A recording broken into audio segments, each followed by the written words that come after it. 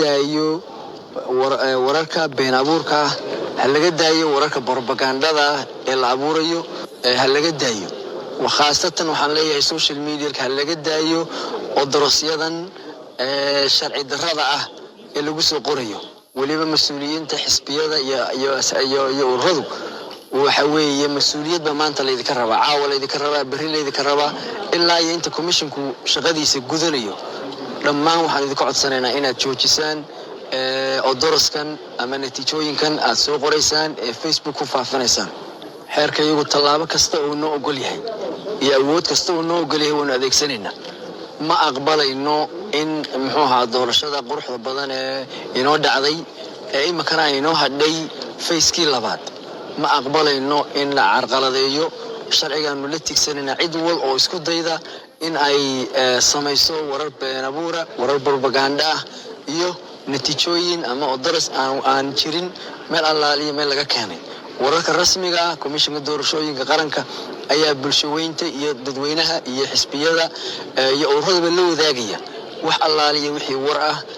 iyo muxuu ahaa tallaabo kasta oo ka socota hawshan aanu gacanta ku hayno processka maraya waxa weeye doorashadeena weydaha furanta goobta marka la xiro ee loo adeego muwaadinka ugu dambeeya dhammaan muraaqibiintii oo fadhiya muxuu ahaa ayaa hawlwadeenada goobtu ay tirinayaan dabadeedna waxay saxiixayaan foomka natiijada iyo agabka iyo stationeryga dhammaan waxaa loo soo gudbinayaa heer degmadaas oo ay joogaan muraaqibiin iyo mas'uuliyiin ka socda asxaabta qaranka iyo hawlwadeeno muxuu ahaa xogtaas goobahaas degmadaas isu geynaya halka marka la marayo waxa kale oo barbar soconaysa mar walba in si daahfuran in si sharciga waafaqsan looga jawaabay wixii aan cabasho lahayn way soo gudbayaan waxay soo gudbayaan heer goobeed ay ka soo gudbayaan heer muxuu ahaa degmo heer gobol dabeedna heer qaran marka nidaam cad oo waadax ah baanu maraynaa waxaan rajaynaynaa insha Allah in danayaasha siyaasaduna way ogyihiin sharciga way ogyihiin xeerka way ogyihiin ay hoggaansamaan gudida asxaabta iyo gudida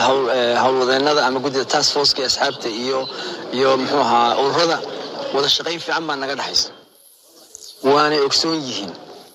xogtooda iyaga ayaa u madax bannaan laakiin xogtaasi ma aha mid rasmiya ma aha mid lagu kalsoonaan karo ma aha mid sharciya sharciga waxa weeye commissionka ah ee ku meel gaarka ah taas markay dhaafto waxa loo gudbayaa takama dambaysta ee maxkamadda sare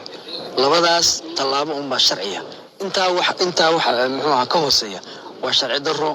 iyo kicin dadweyne iyo khalkhal la gelinayo doorasho qurux badan oo inoo dhacday fadlan waxaan idinka codsanaynaa arrimaha ka fogaada aad baad mahadsantihiin dhammaan waxaanu leenahay waad mahadsantihiin si nabad ah bay ku codeeyeen nabad